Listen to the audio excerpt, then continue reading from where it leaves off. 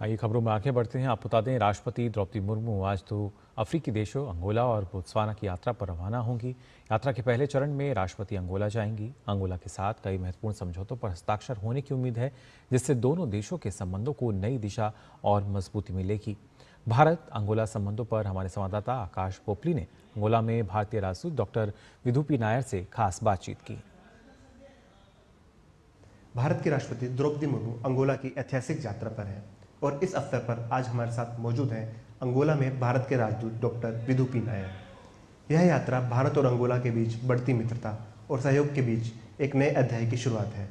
Sir, राष्ट्रपति की इस यात्रा का मुख्य उद्देश्य क्या है और आप इसे भारत अंगोला के संदर्भ में कितना महत्वपूर्ण मानते हैं? माननीय राष्ट्रपति जी इस यात्रा के दौरान वे अंगोला के 50वें स्वतंत्रता समारोह में भी भाग लेंगे। माननीय राष्ट्रपति जी की ये यात्रा वाकई ही ऐतिहासिक है, इसीलिए कि यह पहली बार भारत की कोई भी राष्ट्रपति अंगोला की यात्रा पे। सर, क्या इस यात्रा के दौरान कुछ समझौते या कुछ करारों पर हस्ताक्षर होने की संभावना है? 2 समझौता ज्ञापनों में हस्ताक्षर होंगे। पहला मत्स्य पालन, जलीय कृषि और समुद्री संसाधनों के क्षेत्र में है, जिससे व्यापार को बढ़ावा मिलता है और उसके अलावा साथ ही साथ मत्स्य संसाधनों के प्रसंस्करण और विपणन में सुविधा होगी। दूसरा, दोनों देशों के बीच के राजनयिक अधिकारियों के आश्रितों की रोजगार के क्षेत्र में है। भारत और अंगोला के बीच कौन कौन से क्षेत्र में वर्तमान में सहयोग के मजबूत स्तंभ हैं? भारत की ऊर्जा आवश्यकताओं को पूरा करने में एक अहम भूमिका निभाता है और इस मामले में वो भारत का एक करीबी साझेदार है।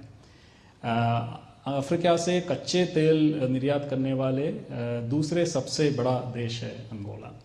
इसके अलावा पूरे विश्व में से भारत को LNG यानी लिक्विफाइड नेचुरल गैस प्रदान करने वाले शीर्ष के 5 या 6 देशों में अंगोला शामिल। सर, पिछले कुछ वर्षों में दोनों देशों के बीच व्यापार और निवेश में कैसी तेजी आई है?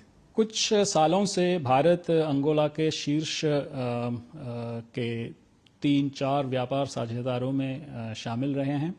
हम अंगोला को परिष्कृत तेल उत्पाद, अनाज, फार्मास्यूटिकल्स, दवाइयाँ, मशीनरी, ऑटोमोबाइल्स इत्यादि का एक बहुत ही महत्वपूर्ण प्रदाता है।